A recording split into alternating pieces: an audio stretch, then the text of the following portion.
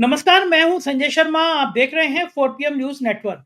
Sunday का दिन है, आपके प्रिय राजीव जी की भविष्यवाणियों का। हर बार की तरह मैं कह दूं, अगर आपकी ज्योतिष में रुचि है तो प्रोग्राम देखिए, रुचि नहीं हो तो बिल्कुल मत देखिए। मेरी ज्योतिष में रुचि है, इसलिए मैं ये प्रोग्राम करता हूं। राजीव जी पढ़े लिखे इंजीनियर हैं, बाद में अध्यात्म की दुनिया में आ गए। कुछ भविष्यवाणियां सही हुई और कुछ गलत भी हुई, लेकिन बोलते बहुत अच्छा है, तार्किक आधार पे बोलते हैं। ग्रहों का बहुत भयंकर अध्ययन करते हैं।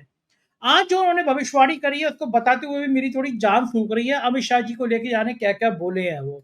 अमित शाह जी, मेरा इसमें कोई लेना देना नहीं है। जो कुछ बोला है आपके बारे में वो राजीव जी ने बोला है। साफ साफ कह दिया कि आप प्रधानमंत्री नहीं बन सकते। मतलब ये प्रोग्राम देखने के बाद योगी आदित्यनाथ जी एक कुंटल मिठाइयां जलेबियां लड्डू बंटवाएंगे कि अब मेरी रास्ता आसान हो गई। तो बहुत शानदार बातचीत है, मैं ले चलता हूँ राजीव जी के पास। आपसे रिक्वेस्ट है कि चैनल को सब्सक्राइब और ज्वाइन कर लें और चलते हैं राजीव जी की बातें सुनने के लिए। 4 पीएम न्यूज नेटवर्क में स्वागत है राजीव नारायण जी आपका। इन दिनों राजनीति की बहुत सारी खबरों की चर्चाएं हो रही हैं। जी। और चूंकि आप राजनीतिक विश्लेषण बहुत अच्छा करते हैं, पूरे देश के राजनेता आपको सुनते हैं, दुनिया में भी लोग आपको सुनते हैं कि आपकी राजनीति की भविष्यवाणी क्या होती है। एक बड़ा चर्चित बयान अमित शाह जी का वायरल हो रहा है। हाँ। अमित शाह जी ने कहा कि भाई मैं रिटायर हो जाऊंगा तो वेद उपनिषद पढ़ूंगा, प्राकृतिक खेती करूंगा। तो सवाल ये हुआ सोशल मीडिया पे, ये रिटायरमेंट जैसा शब्द आया कहाँ से? मोदी जी तो उनके गुरुजी जो हैं वो तो रिटायर होने की सोचते भी नहीं है। अभी हम्म, सितंबर से हम्म, 75 साल के हो जाएँगे। मोहन भागवत ने भी कह दिया कि हम्म। जब 75 साल के होने पे आपको बधाई दें लोग, तो समझ लेना चाहिए कि अब आपका काम करने का समय खत्म, दूसरे को मौका देना चाहिए। तो मैं जानना चाहता हूँ कि अमित शाह ने जो ये बयान दिया, जान के दिया, अनजाने में दिया, या खुद का नंबर अब आने वाला है इसलिए दिया। लेकिन बड़ा बड़ा चर्चा हो गया कि अमित शाह रिटायरमेंट की बात किसको याद दिला रहे हैं। तो मैं जानना चाहता हूँ, अगर आपके पास में, आपने मुझसे बहुत पहले एक बार विश्लेषण किया था अमित शाह जी की जन्मपत्री का, तो आज हमारे दर्शकों को अमित शाह जी की जन्मपत्री बताइए। क्या प्रधानमंत्री बन जाएंगे वो, पार्टी अध्यक्ष बन सकते हैं वो, या फिर क्या उनकी भूमिका रहने वाली है टोटल अमित शाह जी का? आज की चर्चा हम इसी से शुरू करते हैं, बताइए राजीव जी। हाँ, देखो संजय जी, बहुत अच्छी बात है। आपका प्रोग्राम 4 मई 2025 का था। 4 मई 2025 का प्रोग्राम में मैंने अमित शाह की हॉरोस्कोप और उनकी साढ़े साथी जो शुरू हो गई है, क्योंकि शनि जो है मीन राशि में आया है 29 मार्च को, और उनका मेष राशि है, जन्म राशि चंद्र राशि मेष है। तो उसमें वो शनि 12वें घर में आ गया, और मैं आगे फिर उस पर डिटेल में चर्चा करता हूँ। उसमें प्रोग्राम में एक मैंने बड़ी चौंकाने वाली बात कही थी, अगर आपको याद है, मुझे तो याद रहता है। मैंने उसमें प्रोग्राम में कहा था कि संजय जी, इनके रिजाइन करने जैसा योग बना हुआ है। तो दर्शकों की जानकारी के लिए बता दूं कि जो रेजिग्नेशन है, या क्या नाम है आपका, जो संन्यास है, वो आपका 12वें घर से देखा जाता है, एक ही हाउस से देखा जाता है। तो वो आज मैं प्रूव करूंगा कि एस्ट्रोलॉजिकली इनके क्या ग्रह थे ऐसे जो उनके मुंह से निकल गया। देखिए, अमित शाह कोई सोच नहीं सकता था इस भारतवर्ष में, खासतौर से हमारे योगी जी तो डांस कर रहे होंगे, बल्ले बल्ले कर रहे होंगे योगी जी तो, क्योंकि योगी जी का ही तो दांव वो खा रहे हैं। तो योगी जी से लेकर के देश के सारे लोगों को और ब्यूरोक्रेसी को चौंका दिया इस बयान ने कि इस व्यक्ति के मुंह से अचानक क्यों निकल गया। और खासतौर से ऐसे माहौल में कि अमित शाह जी बहुत सारी कंट्रोवर्सी में रहे हैं, राइट फ्रॉम जब से वो मोदी जी के साथ रहे। तो ऐसा व्यक्ति अचानक राजनीति से संन्यास ले पाएगा कि नहीं ले पाएगा, लेकिन किस कारण से ये निकला, तो आज मुझे एस्ट्रोलॉजिकली प्रूव करना है। सबसे पहले दर्शकों, ये हॉरोस्कोप मैंने आपके 4 मई 2025 के प्रोग्राम में चर्चा की थी अमित शाह की। इस हॉरोस्कोप को मैं आज आपके प्रोग्राम में शुरुआत करता हूं। अमित शाह जी का जन्म जो मेरे पास गुजरात के किसी एक बड़े एस्ट्रोलॉजर से मैंने कंफर्म भी किया था, क्या उनकी ये यही कुंडली है, तो उन्होंने कहा था कि यही कुंडली है। तो 22 अक्टूबर 1964 को इनका बंबई में बर्थ होता है, मुंबई में बर्थ हुआ था। और रहने वाले तो वैसे अहमदाबाद के, लेकिन मुंबई में बर्थ हुआ था इनका। तो इनका जन्म लग्न कन्या है, वर्गो है, और मेष राशि है, भरणी नक्षत्र है, शुक्र के नक्षत्र में ये पैदा हुए हैं। वाणी, और जो मैंने अभी हॉरोस्कोप दिखाया, मैं आपको ये राइटअप भी शेयर करता हूं जो आज मैंने इनके लिए स्पेशली आज इसी घटना के ऊपर मैंने तैयार भी किया है। इसकी एस्ट्रोलॉजिकल रीजनिंग देना हूं, और ये आगे आने वाले समय में इसी से कनेक्ट कर सकते हैं आप लोग भी, कि कोई व्यक्ति के दिमाग में रिजाइन करने का या एक इतना वैराग आ जाए आपके अंदर। देखिए, संन्यास लेने की बातें तब होती हैं संजय जी, जब आपके अंदर डिटैचमेंट बढ़ने लगता है। और डिटैचमेंट बढ़ने के कई कारण हैं। या तो आपको बहुत नॉलेज हो जाए, तो वह अभी मैं शेयर करता हूँ उस बात पे। तो इनकी वाणी, संस्कार, फैमिली, फाइनेंस के भाव में सेकंड हाउस होता है इन सबका। नीच का 12वें घर का स्वामी सन बैठा हुआ है, और लग्नेश बुध भी है, जो नीच के मंगल थर्ड लॉर्ड, एट लॉर्ड से पीड़ित है। मतलब नीच का मंगल इनके लग्नेश को, और सूर्य को 12वें घर का जो स्वामी है वो। तो इनका 12वें घर की लॉर्ड की अभी दशा भी चल रही थी, प्रत्यंतर दशा। तो मैंने अभी आपको कनेक्शन बता दिया। बात शुरुआत करने से पहले कहा 12th हाउस आपका एक्टिवेटेड होगा, तभी आप संन्यास जैसी बात करोगे, या रिजाइन करने का मन करेगा, या करना पड़ेगा आपको। तो ये ऐसे पीड़ित है। अतः ये बहुत संस्कारी वैल्यूज के नहीं है। मैं साफ साफ बता दूं कि ये जैसी बातें कर रहे हैं वेद उपनिषद वाली, तो मैं अभी आगे और डिटेल में बताऊंगा कि इनकी मनोकामना पूरी होगी कि नहीं होगी। लेकिन ये संस्कारी व्यक्तित्व के तो नहीं है, ना बहुत अच्छी वाणी के हैं। क्वालिटी ऑफ स्पीच और सिलेक्शन वर्ड्स भी इनका बहुत अच्छा नहीं है, एब्यूजिव टाइप का होगा। मतलब रफ भाषा और गंदे शब्द भी इस्तेमाल कर सकते हैं। और मजे की बात है, there is a exchange of second house and 12th house. 12वें घर का और सेकंड हाउस का कनेक्शन है। मतलब वो कनेक्शन कैसे देखते हैं ज्योतिष में, कि 12th लॉर्ड सन जो है कन्या लगन का, सेकंड हाउस में चला गया, और सेकंड हाउस का लॉर्ड शुक्र बनता है कन्या लगन में, वो 12वें घर में गया। तो इसको कहते हैं एक्सचेंज। इसके अलग मीनिंग होते हैं। जो विदेशों में, दर्शक सुन ले, ऐसा कॉम्बिनेशन किसी की भी हॉरोस्कोप में हो, हमेशा ही नहीं, किसी की भी हॉरोस्कोप में हो, उसके अंदर एक टेंडेंसी होगी मनी लॉन्ड्रिंग की, पैसा विदेशों में ट्रांसफर करने की, या विदेश से पैसा कमाने की भी, डॉलर में कमाई करने का भी योग है। क्योंकि एक्सचेंज हो गया ना, सेकंड हाउस फाइनेंस का होता है। सो यह है, तो विदेशों में फंड ट्रांसफर करने का ग्रह योग है, इलीगल मीन्स के द्वारा। क्योंकि शनि से पीड़ित हो रहा है ये। इनका शनि 6वें घर में है और शुक्र को पीड़ित कर रहा है। देश के गृह मंत्री हैं, उठा के मुझे आपको दोनों को बंद करा देंगे, आप जो आज इस तरह बात।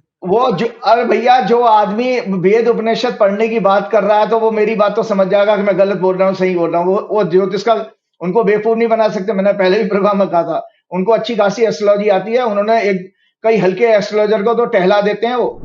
तो खैर, इनकी वाणी परिवार समाज में भेदभाव, द्वेष के द्वारा कटुता, द्वेष मतलब डिफरेंशिएट करके, द्वेष के द्वारा कटुता, मन मुटाव कराकर झगड़े कराने का संकेत देती है। इनकी वाणी ऐसे होगी कि मन मुटाव पैदा करा दो, समाज को बांट दो वगैरह, हेट स्पीच जिसको अंग्रेजी में कहते हैं।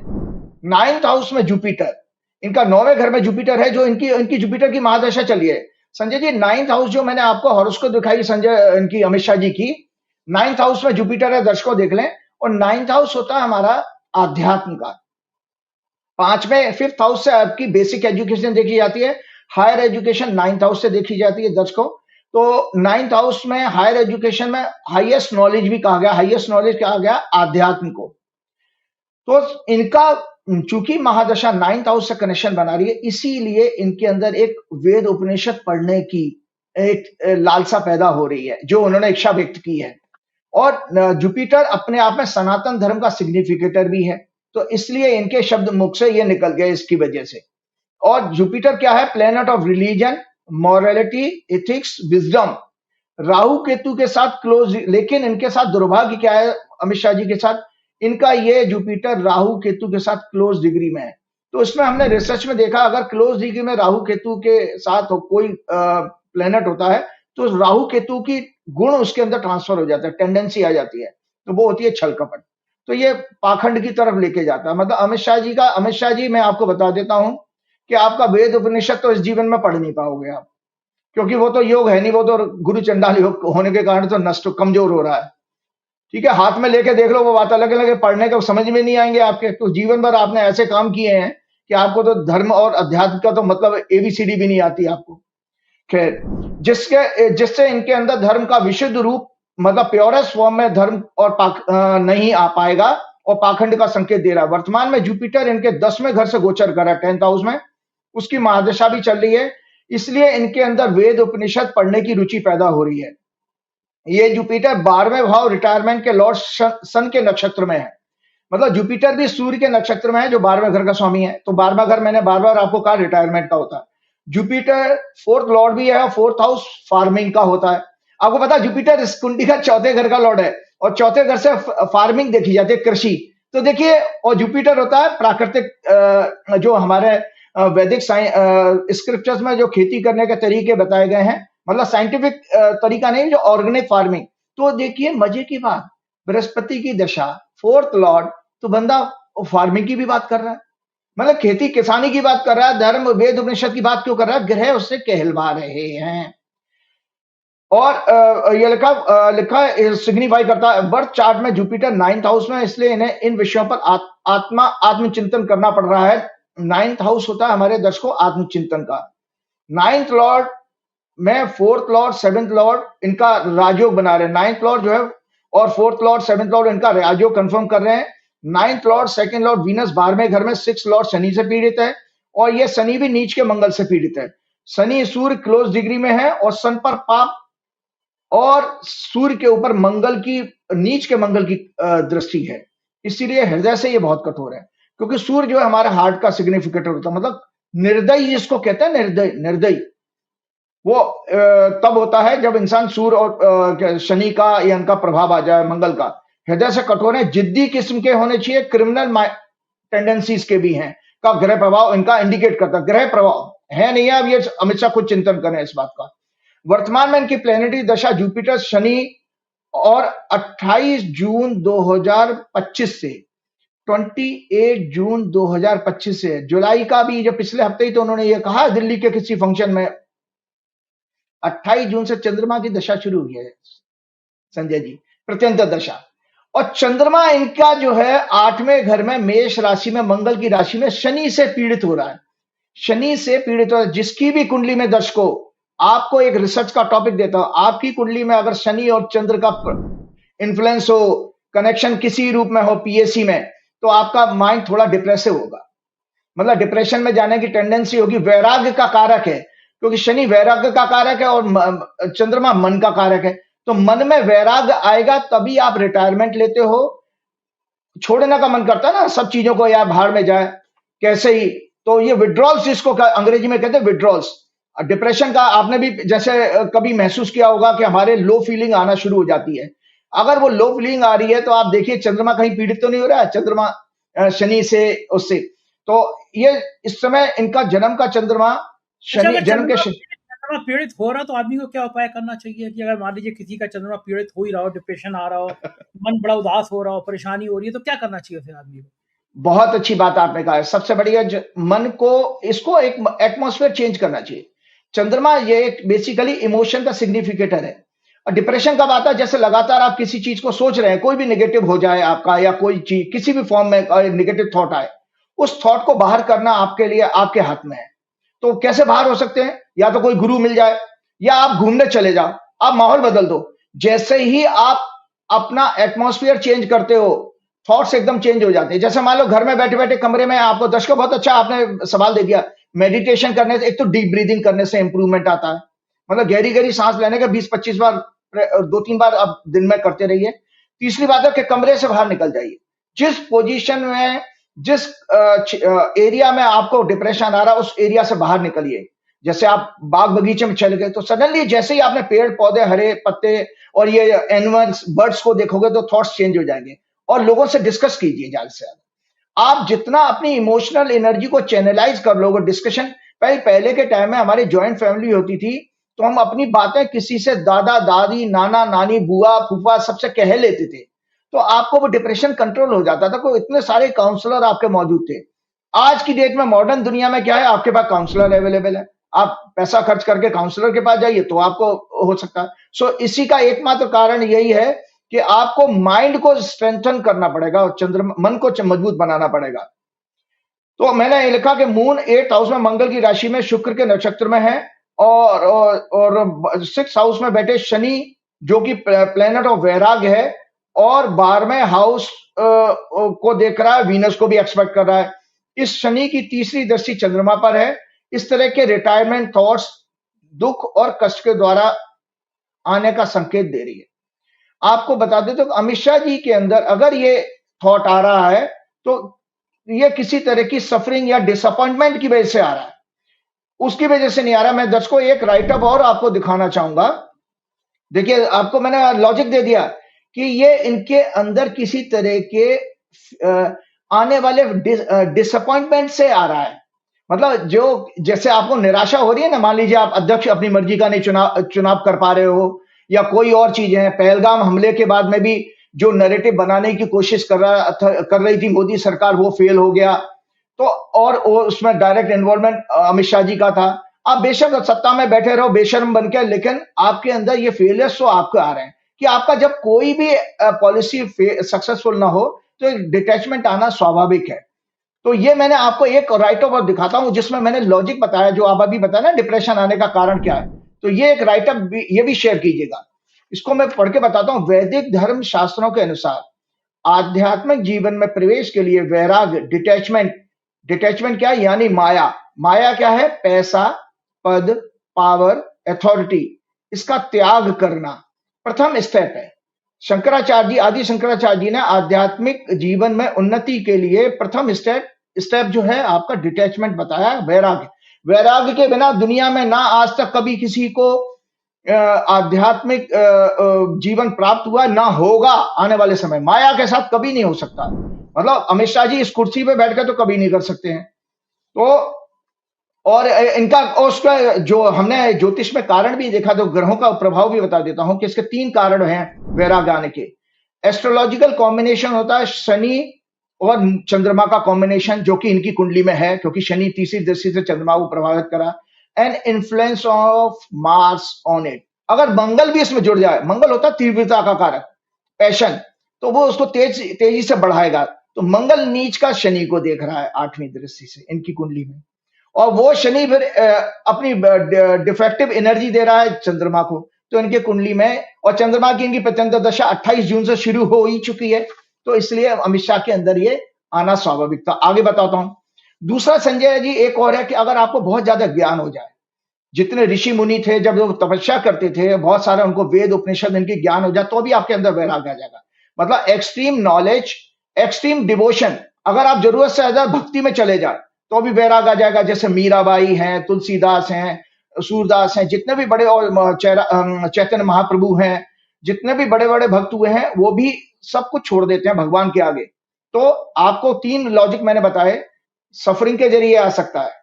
बहुत जीवन में जब कष्ट आ जाए, आपकी सारी हेकड़ी निकल जाए, आपका कोई दांव ना चले, जब आपको जिस दिन आपको संजय जी अपने पैसा, पद और पावर का कोई फायदा नहीं मिल रहा, ऐसा आभास होने लगेगा, तो आप सोचिए वैराग आ जाएगा। वो हो गया सफरिंग के कारण, क्योंकि भगवान ने आपको ऐसी चपेट मारी कि आपका सारा घमंड तोड़ दिया। दूसरा आता नॉलेज के कारण, बहुत सारी नॉलेज जो पढ़ना पढ़ाना मेरे अंदर थोड़ा सा आया, क्योंकि भाई मैं भी 20 साल से पढ़ता रहा हूं, तो वो मेरे अंदर डिफरेंट तरह से एक डिटैचमेंट आया कि जैसे मैंने कहा कि मेरा कोई किसी से जो है अपने अंदर भी मैं बता देता हूं व्यक्तिगत रूप से कि मेरा पद वगैरह की कोई लालसा नहीं किसी के पास, मैं ज्यादा किसी से मिलता भी नहीं हूं, अपने घर में ही रहता हूं। तो ये भी एक फॉर्म है डिटैचमेंट का।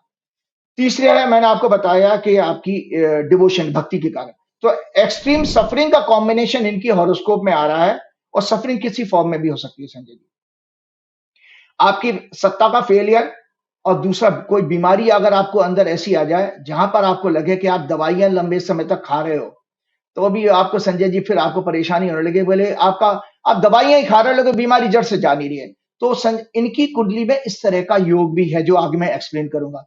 मतलब मेडिकली फिट नहीं है, ये इनके चेहरे से दिख भी रहा है। अब उनके बहुत एक्टिव नहीं है। देखिए ये मेरे बराबर एज के हैं, लेकिन मैं अभी भी 100 मीटर रेस दौड़ सकता हूं, लेकिन हमेशा नहीं दौड़ सकते। मैं 100 मीटर की रेस जो 20 साल में जिस तेजी से दौड़ सकता था, अभी भी दौड़ सकता हूं। कोई बीपी, शुगर, एंजाइटी, फियर कुछ नहीं है भगवान की, हनुमान जी की कृपा से। वो तो क्यों होगा? आप अपनी बातों से दूसरे का बीपी बढ़ा देते हैं, दूसरे का ब्लड प्रेशर, शुगर बढ़ा देते हैं, तो आपको काहे को होगा? आपकी बातों से किन लोगों का हो जाता है, तो फिर आप तो मौज में रहते ही रहते हैं, तो आपकी मौज बरकरार, दुनिया का बढ़ता रहे।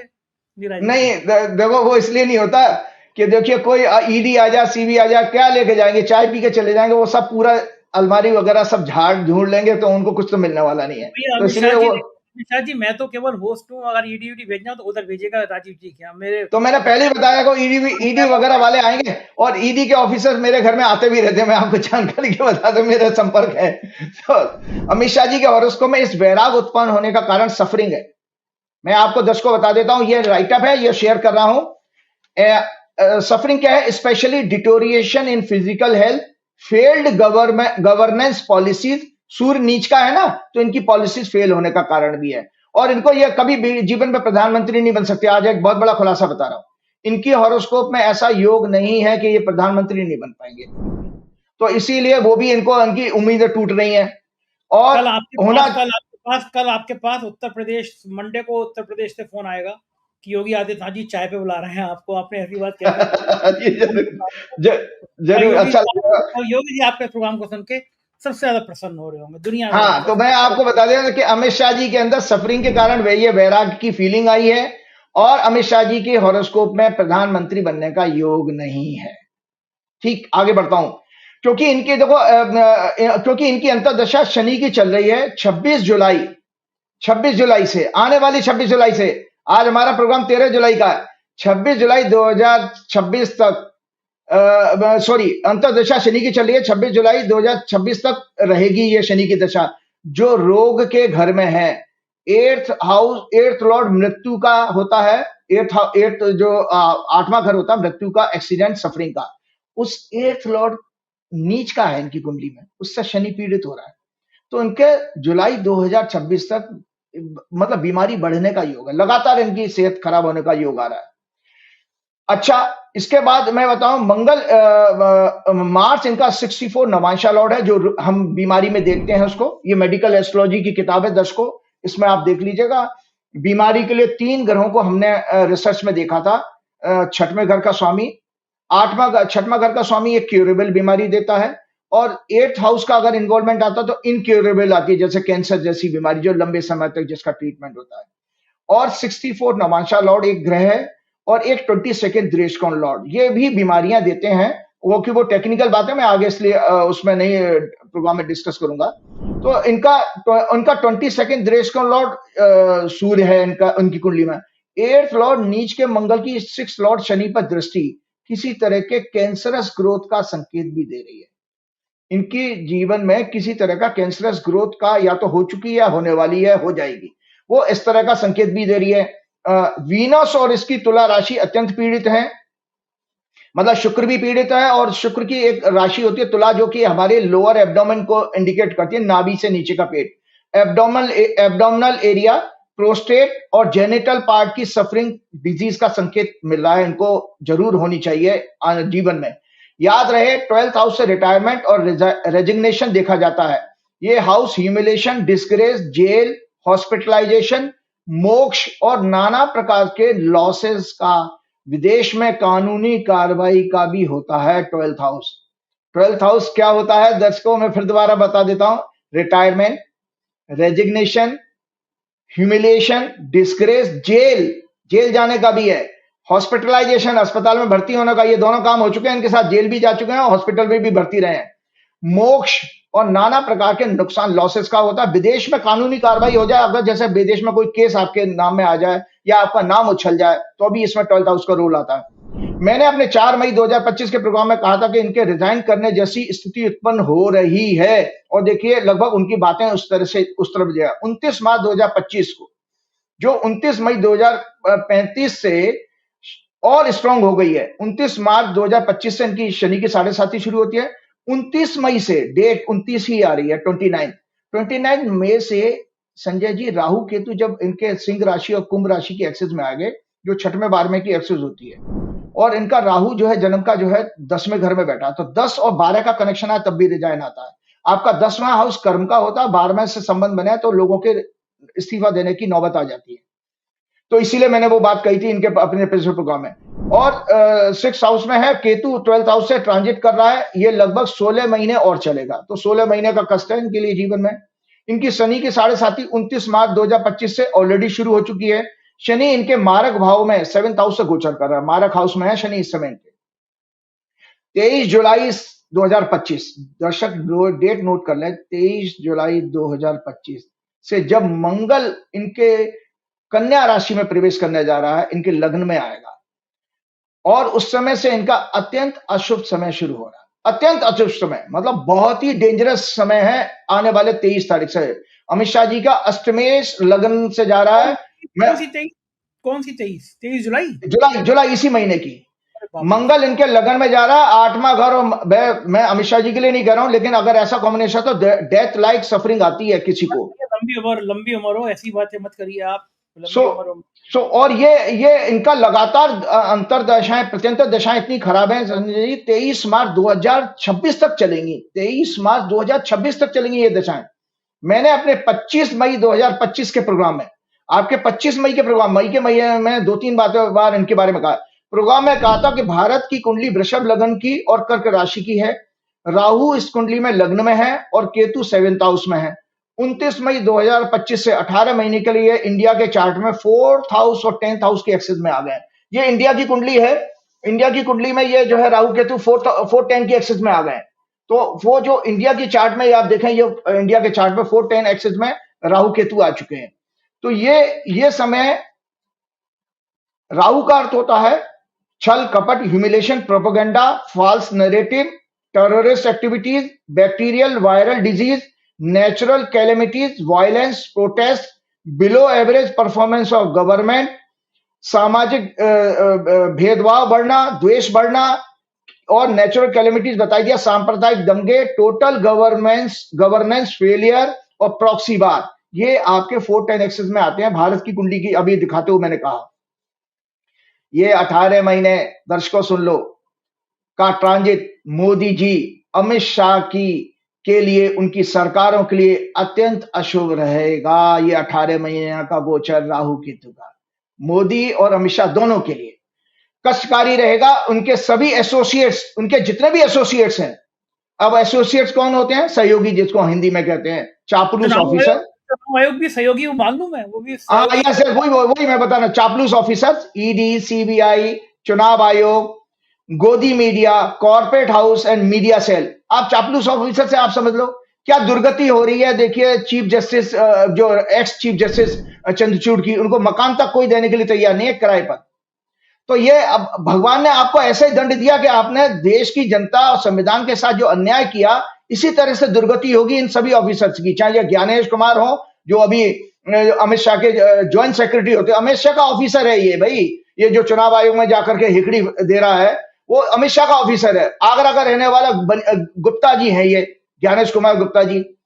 इनके भाई को मैं जानता हूं, किसी ने मुझे बताया था, पत्रकार ने, इनके भाई के बारे में। तो ये सब चीजें, ये सब दंड काल से दंड पाने वाले हैं। तो ये मैंने कहा कि इनके सभी एसोसिएट्स सभी काल के द्वारा दंडित होंगे।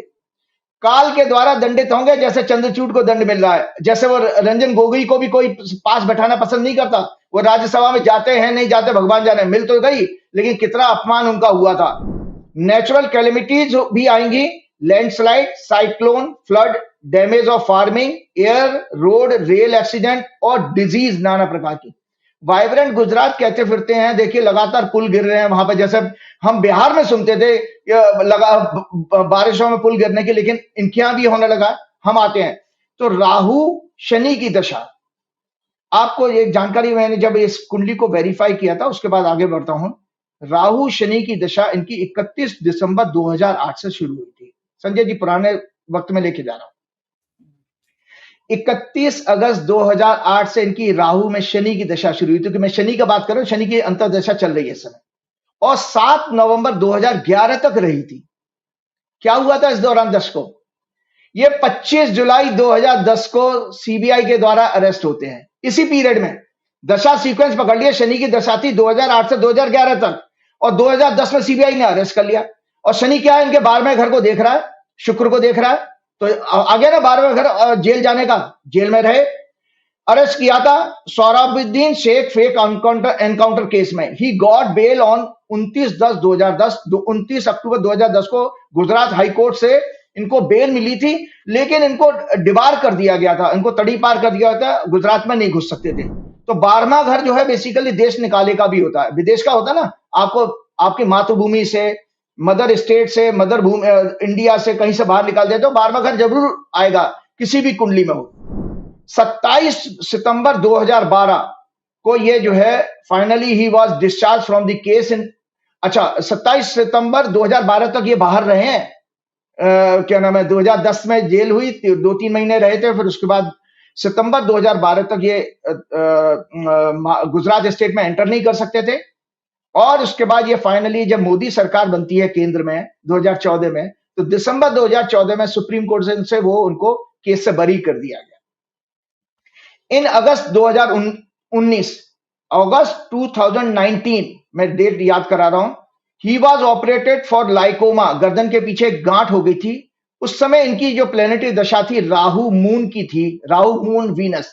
तो मैंने अभी आपको बताया कि राहु जो है, मून जो है इनका शनि से पीड़ित हो रहा है, 8वें घर में चंद्रमा बैठा है, तो उनको गांठ की बीमारी आ गई। शनि से रोल आ गया क्योंकि चंद्रमा शनि से पीड़ित हो रहा है। और वीनस की प्रत्यंतर दशा थी जब इनको गांठ हुई है, और वीनस भी शनि से दृष्टि है, जो मैंने कुंडली आपको दिखाई है।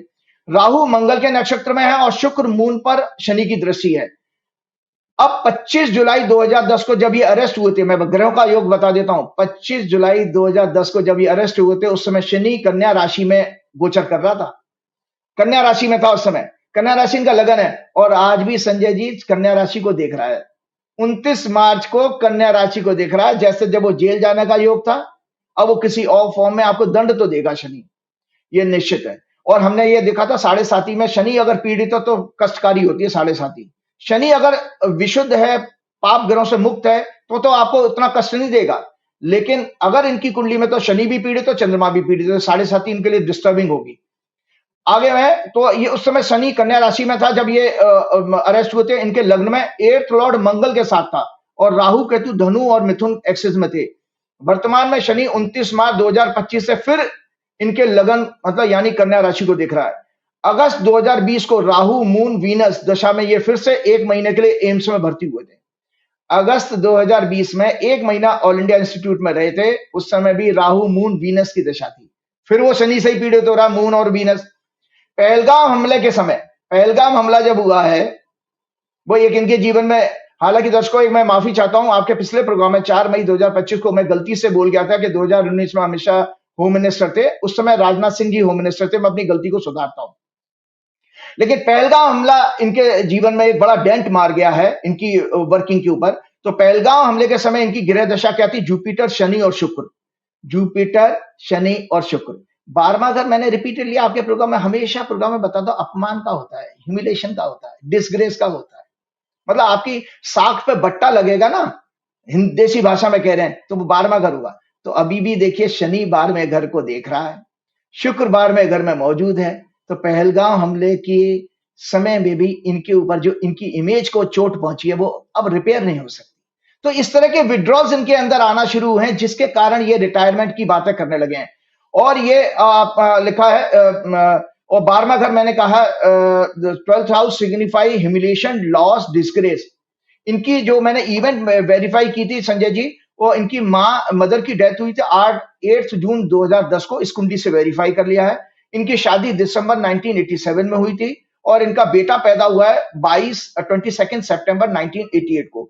इस इवेंट के आधार पर मैंने ये सब चीजें आपकी एनालिसिस की कि हॉरोस्कोप इनकी करेक्ट है। आगे मैं आपके कोई क्वेश्चन है उसको जरूर लेना चाहूंगा। दूसरा भी ये पूछना चाहता हूं कि आपने कहा था कि भारतीय जनता पार्टी का आपने वार्षिक चार्ट दिखाया था, और ये कहा था बड़ी परेशानी भरा दौर है, जनता सड़कों पर आएगी। तब तो कोई ऐसा मूवमेंट की बात नहीं थी, कोई चर्चा नहीं थी। लेकिन हमने देखा कि 25 करोड़ लोग सड़कों पर आए। बिहार में तेजस्वी और राहुल सड़कों पर आए। मतलब एक बीजेपी की विचारधारा के खिलाफ लोग सड़कों पर आ गए, और ये तब तक कोई बात नहीं थी जब तक आपने कहा था। क्या कारण है ये सड़कों पे लोगों का जन भावना इतना? क्योंकि मुझे याद है सड़कों पे आने वाली बात, एक जरा सा मुद्दा हुआ था, छात्रावास की लड़ाई थी, और बिहार से जेपी ने कहा था सिंहासन खाली करो, जनता आती है। हिल गई थी सत्ता, चली गई थी सत्ता, और पहली बार 25 करोड़ लोग फिर आए। तो ये कौन सा बीजेपी का क्या जन्म पत्री का कोई संकेत था, क्या सा ग्रह था जिसके कारण इतनी बड़ी संख्या में लोग आए? देखो, आपको मैं एक अपनी वीडियो भी शेयर करूंगा। वो छोटी, मेरे एक फ्रेंड ने मेरी वीडियो उसने पोर्शन शॉर्ट किया है 30 मार्च का। जिस 30 मार्च के प्रोग्राम को मैंने जब बीजेपी का एनुअल हॉरोस्कोप डिस्कस किया था, उसमें मैंने वो बोला है कि भाई जनता इनके पॉलिसीज के खिलाफ सड़कों पर आंदोलन करेगी। 6 अप्रैल को भाजपा 1980 में फॉर्म हुई थी, 6 अप्रैल 1980 को। तो उस नाते भाजपा का वर्षफल शुरू हो रहा है, जो मैंने पिछले साल भी किया था। मेरी 90% से ज्यादा मैंने उसमें कहा था कि भाजपा को पूर्ण बहुमत नहीं प्राप्त होगा, कि जन्म की कुंडली में भी शनि हैविली एफ्लिक्टेड है, राहु केतु अन्य ग्रहों के साथ, और वर्तमान वर्षफल में भी ये राहु केतु से पीड़ित है। अतः यह पार्टी पूरे वर्ष अपनी जन विरोधी पॉलिसीज एक्शन के कारण देश की जनता के विरोध का सामना करेगी, विरोध होने वाला है। तो दर्शकों 7 अप्रैल 2025 से इनकी वर्षफल शुरू हुआ है। तो कितने दिन हो गए हैं 7 अप्रैल 2025 को? मई, जून और जुलाई, 3 महीने, लगभग 3 महीने से थोड़ा सा 1-2 दिन ज्यादा हुए हैं। इस 3 महीनों में देखो ये कांड हो गया कि आपने सही कहा कि 10 करीब आपकी ट्रेड यूनियंस के फोरम ने जो है जो कॉल किया था भारत बंद का, और उसमें संयुक्त किसान मोर्चा भी जुड़ गया, और उसमें लेबर ट्रेड यूनियंस भी आई थी, और लगभग 25 करोड़ लोगों ने, मतलब देखिए आप घर में बैठ करके अपना विरोध व्यक्त करें या सड़कों पर आए, लेकिन विधाता ने इस सरकार के खिलाफ आवाज उठाना शुरू किया। यह बहुत बड़ा शुभ संकेत है देश के लिए। इस देश को हम यही देख रहे थे कि 11 वर्षों में हमको क्या हो गया है। हम नोटबंदी के टाइम पे भी सड़कों पे नहीं आए, हम अलग अलग तरीके, हमारे पहलगाम हमले में भी हमारे निर्दोष मर गए, सरकार कुछ नहीं कर रही है, और एक मिलिट्री स्ट्राइक किया, उसमें भी सरकार की पॉलिसी ऊपर क्वेश्चन मार्क लगा दिया, डिफेंस फोर्स ने, आर्मी ने क्वेश्चन मार्क लगाया, और उसके बाद भी वो लोग सड़कों पर नहीं आ रहे। बेवजह के प्रोपेगेंडा में हम लोग फंस करके, और जिसमें गोदी मीडिया भी शामिल है, जो सबसे बड़ा नुकसान तो गोदी मीडिया ने किया है। तो ये सब चीजें मैंने आपके, ये वाली हॉरोस्कोप थी, आज को फिर से इसको मैं चर्चा करूंगा। ये हॉरोस्कोप है, और ये इसका राइट है पुराना वाला। इसमें मैंने यह अंडरलाइन किया, ये टिक लगे हैं, डबल टिक लगे हैं, और अंडरलाइन किया हुआ है।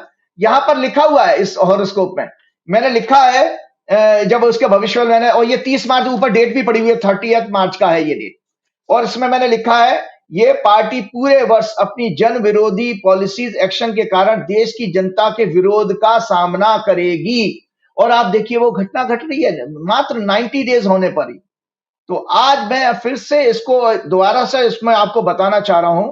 एक और भी चीज है संजय जी, इस हॉरोस्कोप में, और इसके साथ साथ मैं थोड़ा सा बीजेपी हॉरोस्कोप और लेना चाहता हूं कि बीजेपी के हॉरोस्कोप में भी दशा कुछ चेंज हो रही है अभी संजय जी।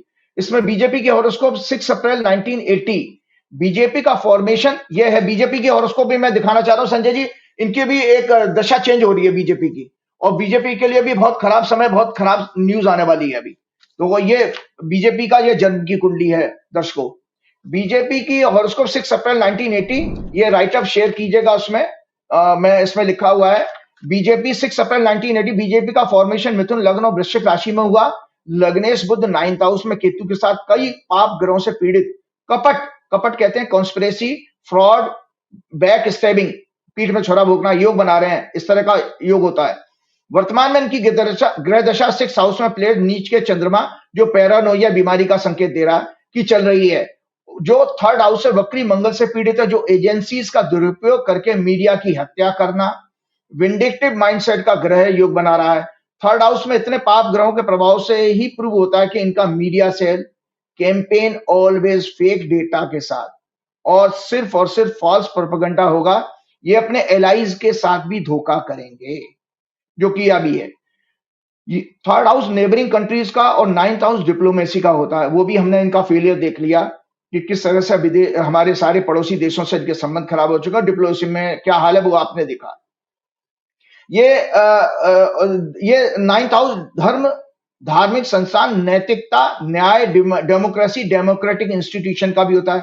इसीलिए चूंकि 9th हाउस पीड़ित है तो नैतिकता भी इस पार्टी की मर चुकी है, और संविधान का, सुप्रीम कोर्ट का कोई ये सम्मान नहीं कर सकते क्योंकि 9th हाउस सुप्रीम कोर्ट का भी होता है। ये 3rd हाउस 9th हाउस की एक्सेस पाप ग्रहों के प्रभाव से पीड़ित होने के कारण पड़ोसी देशों से रिलेशंस का खराब होना और डिप्लोमेसी का फेलियर, संविधान और जुडिशरी के अपमान करने का ग्रह योग बना रहे हैं इनकी कुंडली में। ये 3rd हाउस, 9th हाउस और 3rd हाउस की एक्सेस का। चंद्र कुंडली में ये 4th हाउस, 10th हाउस अत्यंत पीड़ित है। इस कुंडली में आप चंद्र कुंडली में देखेंगे तो ये चंद्र कुंडली है, ये इसमें देखिए 4th हाउस 10th हाउस की एक्सेस कितनी पीड़ित है। जो इनके 11 वर्षों के शासन द्वारा देश की जनता, विपक्ष, मीडिया और रिसोर्सेज का शोषण स्पर्श कर रही है। फोर्थ हाउस हमारा नेचुरल रिसोर्सेज का भी होता है, जो धन संपदा हमारे देश में होती है। एक तरह से राक्षसों के दुष्ट शासन प्रशासन जैसा ग्रह योग है। अगर इतने सारे पाप ग्रह हो तो ये राक्षसी प्रवृत्तियां होती हैं, राक्षसों जैसा दुष्ट शासन प्रशासन हो गया। अब मैं जो आगे भविष्यवाणी करने जा रहा हूं, जैसे मैंने 23 जुलाई 2025 को अमित शाह की कुंडली में बताया, 18 जुलाई जस्ट हमारे प्रोग्राम के 5 दिन बाद 18 जुलाई 2025 से बीजेपी की वर्तमान में चंद्रमा की महादशा चल रही है और केतु की अंतर्दशा शुरू होगी। और केतु इस समय इनकी हॉरोस्कोप में तीसरे घर में गोचर कर रहे हैं और वैसे 9th हाउस में बैठे हैं। तो 18 जुलाई 2025 से जब इनकी चंद्रमा केतु दशा शुरू होगी, केतु मंगल के नक्षत्र में अंगारक योग बना रहा है और D10 चार्ट में, इस हॉरोस्कोप में D10 चार्ट में, इनके कैरियर के चार्ट में 10th हाउस से 6th हाउस यानी 3rd हाउस में होगा। इस पार्टी के लिए घोर मानसिक कष्ट, इस पार्टी के लिए घोर मानसिक कष्ट का संकेत दे रहा है चंद्रमा में केतु की दशा। किसी की भी कुंडली में चंद्रमा में केतु या चंद्रमा में राहु की दशा आ जाए तो मानसिक कष्ट का पीरियड होता है, वो मेंटली डिस्टर्ब रहेंगे आप बहुत ज्यादा, फिर एलाइज इनसे अलग होंगे इस दशा में। संजय जी सुन लीजिए, इस दशा में ये फरवरी 2026 तक रहेगी।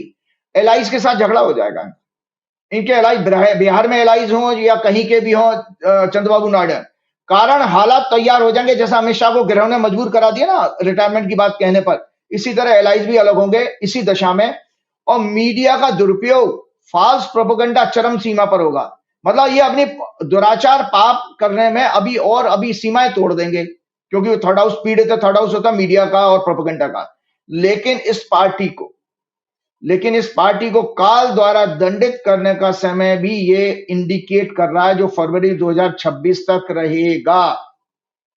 तो इस तरह से संजय जी मैंने ये बातें कही। एक बात मैं आपको और बताना चाह रहा हूं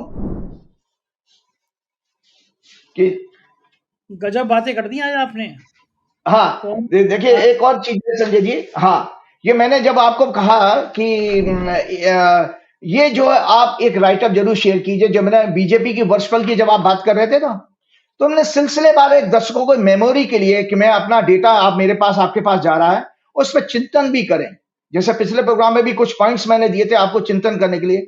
मैं आपको बताना हूं इन 90 डेज में आपके देश ने क्या क्या देख लिया है। मैंने तो भविष्यवाणी की थी चौथा घर में इनके सारे ग्रह, मैं दोबारा नहीं करूंगा, पिछले प्रोग्राम में कर चुका हूं कि चौथे घर में इनके सारी धमाचौकड़ी मची हुई है, जो अभी वर्षफल शुरू हुआ है। पहलगाम हमले में 28 निर्दोष लोग मारे गए, जिसमें 26 देश के डिफरेंट पार्ट से आए टूरिस्ट थे। भारत सरकार यानी मोदी सरकार उन टेररिस्ट का पता अभी तक नहीं लगा पाई है। मैं 3 महीने की भविष्यवाणी को समराइज कर रहा हूं। बड़बोले पीएम और उनकी पार्टी ने पहलगाम हमले के बाद बड़े बड़े स्टेटमेंट देकर दुश्मन को अलर्ट कर दिया, और फिर इस सरकार की फियरफुल, भय से युक्त पॉलिटिकल स्ट्रेटेजी और रॉन्ग प्लानिंग से देश की आर्म फोर्सेस का नुकसान हुआ। इनिशियल कार्रवाई में मिलिट्री के बड़े बड़े ऑफिसर्स अलग अलग प्लेटफॉर्म पर अभी भी चेतावनी दे रहे हैं सरकार को, अलग अलग प्लेटफॉर्म से वार्निंग दे रहे हैं कि दुश्मन देश एक बड़ी स्ट्रेटेजी के साथ, क्या बड़ी स्ट्रेटेजी है, मैंने कुछ प्रोग्राम भी देखे थे, चाइना, बांग्लादेश और पाकिस्तान तीनों मिलकर के भारत के खिलाफ साजिश रच सकते हैं, सिर्फ फिर से तैयारी कर सकता है। हमारी फोर्सेस को और एडवांस और मिलिट्री और प्रिपरेशन करनी चाहिए। बेचारे रिक्वेस्ट कर रहे हैं सरकार से कि हमारी फौज पर ध्यान दो, उनकी मिलिट्री जरूरतों के ऊपर और अन्य जरूरतों पर आपको ध्यान देना चाहिए, सरकार से रिक्वेस्ट कर रहे हैं। ऑपरेशन सिंदूर की सफलता का फाल्स प्रोपेगेंडा के जरिए मोदी सरकार उनके फोटोज के साथ जो सेलिब्रेशन करने का चुनावी फायदा उठाने चाहती थी, वो मंशा सेना के रिपीटेड रिवेलेशंस के बाद में एक्सपोज हो गया। सेना ने जो खुलासा कर दिया, अलग इनडायरेक्टली किया, विदेशों में किया, वो सब एक्सपोज हो गया। अब उसकी भड़ास दूर करने के लिए मोदी जी क्या कर रहे हैं, जाने कहां कहां छोटे छोटे देशों में यात्राएं कर रहे हैं और नए नए अवार्ड लेते जा रहे हैं। उसकी भड़ास दूर करने के लिए मोदी जी ना जाने कौन कौन से न्यू कंट्रीज के द्वारा अवार्ड लेने का ढोंग करके, ना जाने देश और देश की जनता के कौन से फायदों के लिए अपनी पीठ थपथपा रहे हैं। तो दर्शकों मैं आपको बताता तो ये एक तरह की एक मानसिक बीमारी मैंने आपके प्रोग्राम में चर्चा की थी। ये मेडिकल एस्ट्रोलॉजी की बुक है, जरूर दिखाइएगा। इस मेडिकल एस्ट्रोलॉजी की बुक में यह है कि ये बीमारी होती है megalomania, a psychological disorder characterized by an inflated sense of self importance। जो ये मोदी जी जगह जगह अवार्ड लेते फिर रहे हैं ना, मतलब देश में तो कुछ हुआ नहीं, डिप्लोमेसी फेल हो गई, ऑपरेशन सिंदूर में हम अलग थलग पड़ गए। अब आप अलग अलग देशों से अवार्ड ले रहे हो, मतलब क्या भैया? तो इसमें मेडिकल एस्ट्रोलॉजी की इस बुक में एक बीमारी का चर्चा की गई है, वो मेगलोमेनिया बीमारी कहलाती है। क्या है?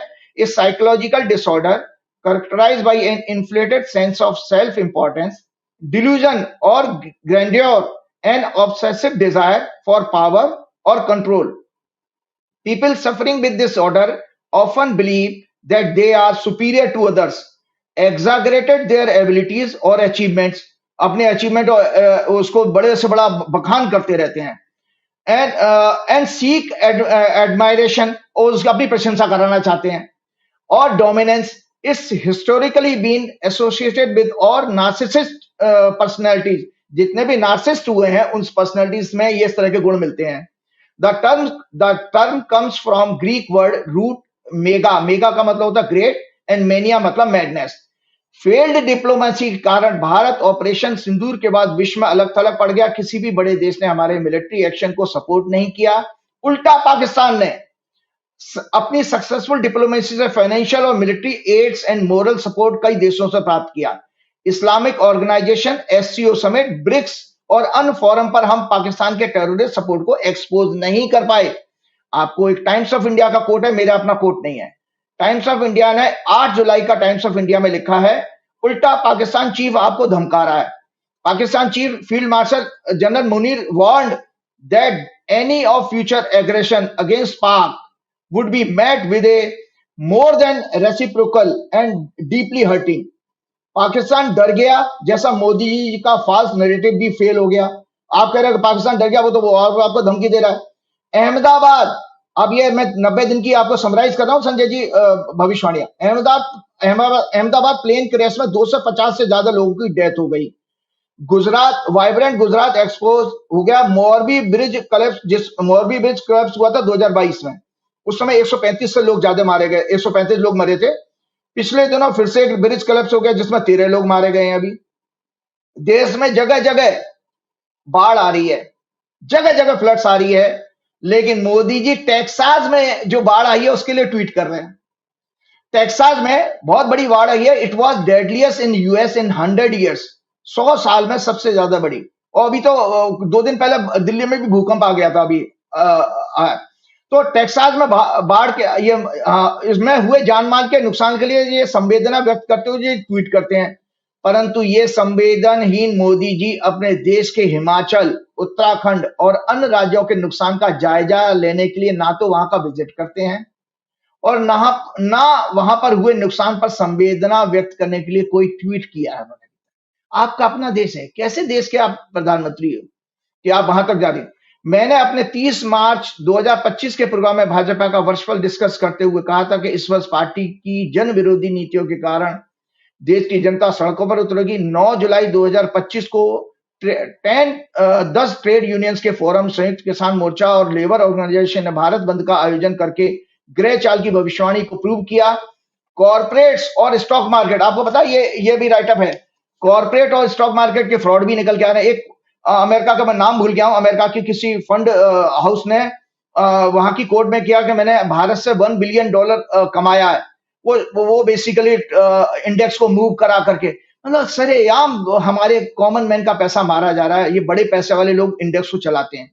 तो ये सब फ्रॉड भी एक्सपोज हो रहे हैं और देश के बाहर 3 गुना काला धन इकट्ठा हो गया। ऐसी भी एक रिपोर्ट आई है, 3 गुना काला धन इकट्ठा हो गया देश। और आरबीआई कहता है कि प्रत्येक भारतीय पर 4,80,000 का कर्जा हो गया। ये आरबीआई की रिपोर्ट है। ये सब केवल हम 90 दिन में देख रहे हैं। अभी तो संजय जी इस वर्ष भर में 9 महीने बाकी हैं, 90 डेज हुए, 9 मंथ्स और बाकी हैं। देश और भयानक कष्टों के लिए इनके शासन काल में तैयार रहे। ये आज मैं चेतावनी दे रहा हूं ग्रह योग के आधार पर।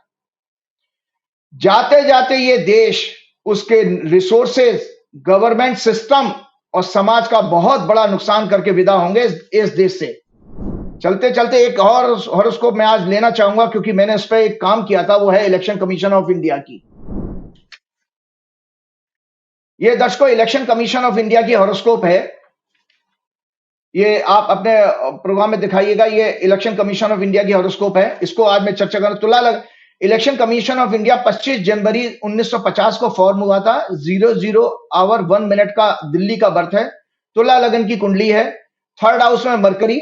ये इलेक्शन कमीशन की मैं हॉरोस्कोप दिखा रहा हूं क्योंकि ये आजकल मुद्दा बहुत है। ये बिहार में जो कर रहे हैं और जो मोदी सरकार की गोद में बैठ गए हैं, जिस तरह का कार्य कर रहे हैं, उसको आज मैं बताना वाला हूं कि अभी सुप्रीम कोर्ट ने इनके जो आपका जो SIR नाम दिया उन्होंने, स्पेशल इन्वेस्टिगेशन रिव्यू, जो इलेक्टोरल रोल का, उसका नाम SIR है सर। तो उसके ऊपर जो है सुप्रीम कोर्ट का एक अभी डिस्कशन हुआ था 2 दिन पहले। 10 तारीख को केस लगा हुआ था। 28 जुलाई को अगली तारीख है। सबसे पहले भविष्यवाणी बता देता हूं 28 जुलाई की। तो इस कुंडली में मैं जो आपको चर्चा कर रहा हूं, election commission of India form 25 January 25 January 1950 00 hour 1 minute New Delhi. Astrologically it was formed in Libra lagna, Pisces moon sign. The birth nakshatra was Revati, owned by Mercury. Mercury in third house, benefics in third house weaken the power or strength of efforts, mental inclination. तीसरे घर में अगर किसी का शुभ ग्रह हो तो ऐसा व्यक्ति ज्यादा करेजियस नहीं होता, मतलब कमजोर होता है, तो वो सिस्टम में दिख ही रहा है। और सन 11th लॉर्ड जुपिटर डेबिलिटेटेड है। जुपिटर इनका थर्ड लॉर्ड है और 6th लॉर्ड भी है, तो 6th लॉर्ड फाइट करने का भी होता है, ये फाइट भी नहीं है। Lagna lord Venus are in fourth. All these are expecting and influencing 10th house. 10th lord working का होता है। जो इस कुंडली का तुला लगन है तो इस कुंडली का 10th लॉर्ड बहुत पीड़ित है। 12वें घर में, 6वें घर में है, राहु केतु के बीच में, और मंगल से पीड़ित है। 10th lord working house Lord moon is heavily afflicted with Rahu, Ketu and Mars and plays in bad house। 6वें घर में फाइट, इलेक्शन, लॉस, उसमें प्लेस है। 5th Lord 4th Lord Shani 11th house में है, एक्सपेक्टिंग लगना 5th house and 8th house. 9th lord Mercury in third house afflicted Mars from 12th house. Mars is in close degree with Rahu Ketu. Mangal Rahu Ketu की degree से poisonous योग बनाता है। Planet of wisdom, ethics, morality, rules, 6th lord, ये हमेशा के लिए record रहेगा। इसको ज्ञानेश कुमार भी देखें कि क्या एनालिसिस है। Planet of wisdom, ethics, morality, rules, 6th Lord third lord Jupiter is debilitated and combust. It indicates this organization will not be able to work on with wisdom and transparency and according to rule book of conducting elections। कभी नहीं काम कर पाएगी, कमजोर संस्था रहेगी। Conducting election in the country, it should have a courageous coward, जिसको कहते हैं mindset। As 10th lord moon the significant or mindset, public perception is heavily afflicted with Rahu, Ketu, Mars, so it must be working with malefied intention and fear psychosis, and the people's perception about this organization will always be very poor and doubtful। लोगों का perception हमेशा संस्था के बारे में doubtful रहेगा और trust कभी नहीं रहेगा, क्योंकि चंद्रमा पीड़ित है इस कुंडली में। 7th house represent image reputation. 7वां घर हमारे होता है ये इमेज का रेपुटेशन। इसका लॉर्ड अपने से 6वें घर में 12वें घर में चला गया, राहु केतु से पीड़ित है। is also placed in 12th house, 6th from 7th house and afflicted with Ketu। The reputation and public trust of this organization will also be very bad and may be the cause of repeated humiliation, disgrace for them। 12th lord in 12th house, 2nd lord in 12th house, इनका भी indicates the corruption। ये संसार में corruption भी है, कभी इस पे ईडी छापा मार के देखे तो पता लगेगा। 2nd lord in 12th house, ये जब भी मैंने आपके अमित शाह की कुंडली में भी बताया 2nd एंड 12th का कनेक्शन आया तो मनी लॉन्ड्रिंग बनती है। तो 2nd lord in 12th house indicate corruption and involvement of black money. So ये संस्था इलेक्शन में ब्लैक मनी के उपयोग और उसके द्वारा इलेक्शंस को प्रभावित करने के मैटर्स में पूरी तरह फेलियर साबित होगी। आपकी जानकारी के लिए बता देता हूं, राजीव कुमार ने पर्सनली मुझे व्हाट्सएप कॉल पर बताया था कि राजीव जी, ये 2000 मतलब 19 के समय की बात बता रहा हूं, 19 में नहीं, जब गुजरात इलेक्शन के टाइम की बात है, तो उन्होंने कहा था कि काला धन बहुत आ गया है सिस्टम में। तो मैंने, आप क्या कर रहे हो, काला धन कंट्रोल करने का काम तो आपका है। सो ये उन्होंने भी माना था। तो Mars represent criminal policies, criminals और पुलिस को रिप्रेजेंट करता मंगल। मार्स रिप्रेजेंट्स क्रिमिनल पुलिस, इसलिए यह संस्था इलेक्शन प्रोसेस में क्राइम और क्रिमिनल्स को रोकने में पूरी तरह नाकामयाब रहेगी। ये क्राइम को भी नहीं रोक पाएगी, क्रिमिनल्स को भी नहीं रोक पाएगी। Placements of benefic planets, Mercury in third house, third lord Jupiter is debilitated and combust. इसलिए ये संस्था एक करेजलेस और डरपोक माइंडसेट की संस्था है, जो कि एवरी रूलिंग पार्टी के इशारों पर नाचेगी अर्थात उनके दबाव में काम करेगी। कोई भी रूलिंग पार्टी आ जाए, उसको गला आराम से कमजोर है। ये कमजोर संस्था के रहते हुए देश में फ्री एंड फेयर इलेक्शन कराने पर ऑलवेज प्रश्न चिन्ह लगा रहेगा, हमेशा प्रश्न चिन्ह लगा रहेगा। अगर इस संस्था के करेंटली इनकी दशा क्या चल रही है, जुपिटर जो 9th हाउस में 7th मई से राहु की दशा इनकी शुरू हो चुकी है, 7 मई से। इसका अर्थ यह है प्रत्यंत दशा ट्रांजिट में राहु 11th हाउस होता है नए कानून बनाने का, मैं मंगल के साथ है। अतः बिहार में हो रहे, दर्शक ध्यान से सुने, जैसे ही राहु की दशा मई के पहले हफ्ते में शुरू होती है और नया कानून ये अपना नया सगुफा लेकर के आए एसआईआर के रूप में, बिहार में हो रहे न्यू वोटर वेरिफिकेशन प्रोसेस में यूज कर रहे हैं, मैं मेलाफाइड इंटेंशन है। राहु की प्रत्यंत दशा 31 अगस्त 2025 तक चलेगी। उसके बाद जुपिटर सैटर्न की दशा शुरू होगी, जहां पर इस संस्था के डेमोक्रेटिक वैल्यूज पर कुछ काम करने का योग बनेगा अगस्त के बाद, सितंबर से। अब मैं आपको बताता हूं कि 10 जुलाई को तो ये बच गए। 10 जुलाई को तो सुप्रीम कोर्ट ने ये कहा कि भाई आप आधार कार्ड, वोटर आईडी कार्ड और राशन कार्ड को इंक्लूड करिए कि जो आप प्रोसेस चुन रहे हो वो तो। और पहली बात तो ये संस्था जो है नागरिकता वेरीफाई करने की संस्था नहीं है, वो तो होम मिनिस्ट्री का काम है। सुप्रीम कोर्ट ने ऑब्जर्वेशन दी। 28 जुलाई को इनका चंद्रमा मीन राशि का है, राहु केतु के बीच में पीड़ित है। 28 जुलाई को चंद्रमा सिंह राशि में होगा और मीन राशि से पाइसेस से 6th हाउस में होगा। 6th हाउस मतलब 6-8 एक्सिस बन गई चंद्रमा की। जन्म के चंद्रमा से जब भी ट्रांजिटिंग चंद्रमा आपका 6-8 एक्सिस बनाएगा संजय जी, ये किसी के लिए भी लागू होता है, आपके लिए, मेरे लिए, दुनिया भर के लिए। अगर आपका चंद्रमा गोचर में पिट रहा है, 6-8 एक्सिस में आ जाए, तो वो दिन आपका कष्ट का है, कोई भयंकर नुकसान होना आपका होने वाला है। तो एसआईआर केस में सुप्रीम कोर्ट में अगली सुनवाई, ये राइटअप में ऊपर टॉप में लिखा हुआ, दर्शक ध्यान रखें, ये शेयर भी करूंगा मैं आपसे। एसआईआर केस में सुप्रीम कोर्ट में अगली सुनवाई 28 जुलाई 2025 को है। उस दिन ट्रांजिटिंग मून केतु मार्स के साथ सिंह राशि में होगा। ईसीआई के बर्थ चार्ट में ये 6-8 एक्सिस बनाएगा। Hence it will be a great humiliation day for them. Supreme court इनकी इस कार्रवाई के ऊपर बहुत बड़ा टिप्पणी करके इनको कटघरे में खड़ा करने जा रहा है 28 जुलाई को फाइनल जजमेंट।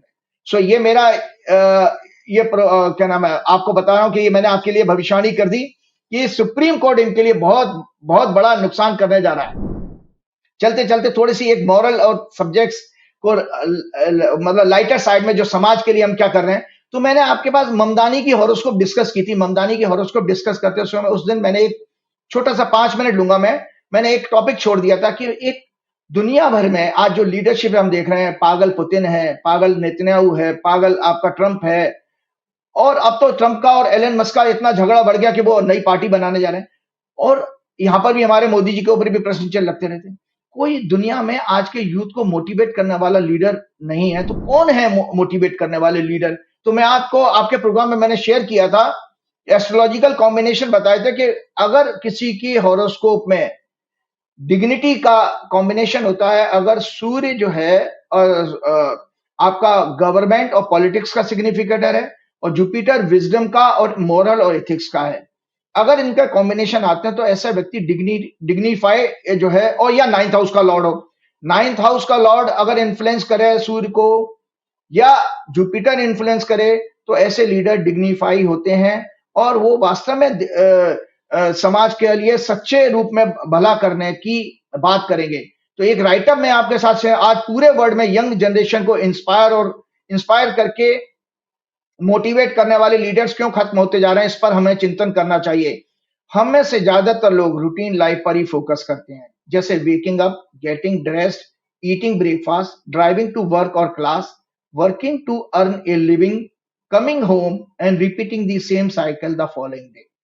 हमें अपने जीवन के रियल ऑब्जेक्टिव का पता ही नहीं चल पाता, उसका हम चिंतन भी नहीं करना जरूरत समझते, सिर्फ और सिर्फ अपने सेल्फिश एटीट्यूड को हमेशा पैम्पर करते रहते हैं, उसी पर पूरे जीवन की एनर्जी लगा देते हैं। ये राइटअप है, हमेशा हमेशा के लिए पास जाएगा। जो मोटिवेशनल लीडर कौन होते हैं उसके बारे में बता रहा हूं।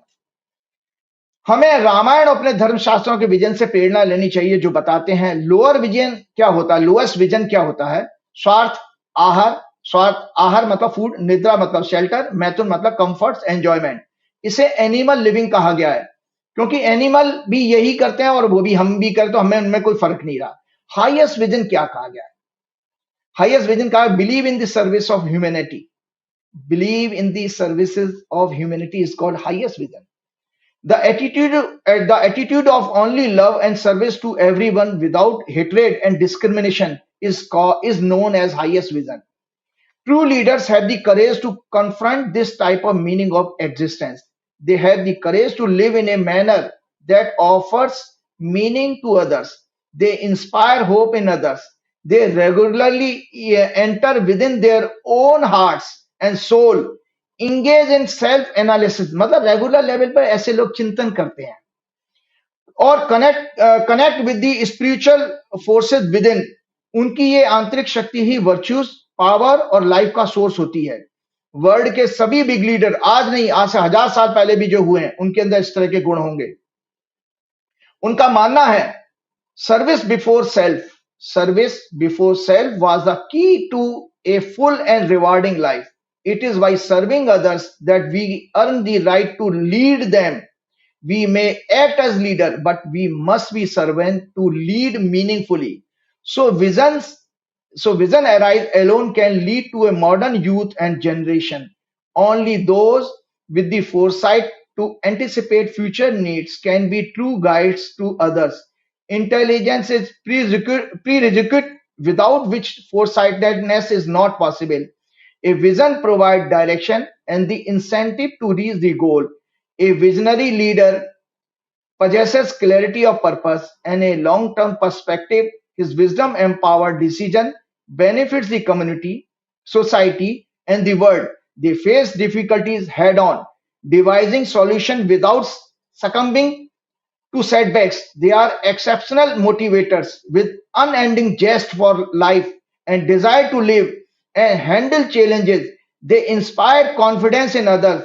They take learnings from all experiences and appropriately apply them to deal with the favorable or unfavorable circumstances of life. Upholding values is crucial for effective leadership. They should demonstrate integrity, honesty, ethical conduct, inspire respect, and set examples to others. They must be humble enough to listen to and accept other opinions when appropriate. A true leader reflects on the larger issues and detects subtle and hidden concern. He transcends personal biases, exercising control over his ego, ensure impartial decision making. आज देश और देश की जनता, even अंधभक्त भी, अरे भाई आप भी इस देश के नागरिक हो, चिंतन करो. क्या current BJP leaders, Modi ji, Amit Shah, योगी, इनके एमपीज और इनके आईटी सेल में किसी में भी कोई 1% भी गुण है इस तरह का जो मैंने आप राइटर बताया? यही कारण है कि भारत का युवा निराशा और हताशा से भरकर साइलेंट हो गया है, डिप्रेशन का शिकार बनता जा रहा है. इसमें सबसे बड़ा अपराधी हमारा मेन स्ट्रीम मीडिया है, क्योंकि जिसने सत्य को जनता के सामने ना रखे हमारी युवा पीढ़ी का बहुत बड़ा नुकसान किया है. देश की जनता का किया, जो सत्ता और पैसे का दलाल बन चुका है. यूएसए में भी अभी इतनी खराब हालत नहीं है, वहां का मीडिया तब भी आपको क्रिटिसाइज कर देता है. याद रहे, favouritism can cause immense damage to any organisation और कंट्री और सोसाइटी. तो चलते चलते मैंने इतनी सारी बातें की, एक हॉरोस्कोप दिखाऊंगा, चर्चा नहीं करूंगा. अरे दर्शकों, मैं अगर आप मेरे अंदर थोड़ी सी भी आध्यात्मिक चेतना अगर समझते हो तो इस कुंडली को देख लो. यह है राहुल गांधी की कुंडली. इस व्यक्ति के अंदर इस तरह के सारे गुण मौजूद हैं, क्योंकि मैंने एस्ट्रोलॉजिकली आपको बता दिया कि कुंडली में अगर सूर्य आपका 9वें घर से संबंध बनाए, 9th हाउस होता है नैतिकता का, मॉरलिटी का, एम्पैथी का. इनका सन देखिए 9th हाउस में बैठा है और इनका जुपिटर उसको देख रहा है. जुपिटर प्लेनेट ऑफ डिग्निटी होता है, प्लेनेट ऑफ विजडम है, प्लेनेट ऑफ ट्रांसपेरेंसी होता है. तो सूर्य का प्रभाव, मतलब बृहस्पति का प्रभाव सूर्य पर, और 9th हाउस पे दृष्टि है, सूर्य पर भी है. ऐसा व्यक्ति आज भी आपके लिए खड़ा है और टोटली डिटैच माइंड के साथ. उसको कुछ नहीं चाहिए. आप पहचानने में भूल कर रहे हो, आपने पहचानने में भूल की, इसलिए आप 700 साल गुलाब रहे हो, याद रखेंगे. चलते चलते हनुमान जी से प्रार्थना करते हो. फिर मैं देश की जनता के लिए विजडम की मांग करूंगा कि देश की जनता ज्यादा से ज्यादा चेतना से युक्त होकर सड़कों पर आए और इस सरकार से प्रश्न पूछे. श्री गुरुचरण सरोज रज निज मन मुकुर सुधार, वर्ण और अकबर बिमल जसु जो दायक फलचार, बुद्धिहीन तनु जान के सुमिरो पवन कुमार, बल बुद्धि विद्या देव मोह हरऊ कलेश का। जय श्री राम, जय हनुमान। शुक्रिया, बहुत-बहुत शुक्रिया राजीव जी, बहुत-बहुत शुक्रिया। ये थे राजीव नारायण जी और मुझे पूरी बात सुनने के बाद मुझे भी लगा और आपको भी लगा कि ये प्रोग्राम बहुत ज़बरदस्त था। कैसी लगी बातचीत बताइए ज़रूर। शुक्रिया, थैंक यू।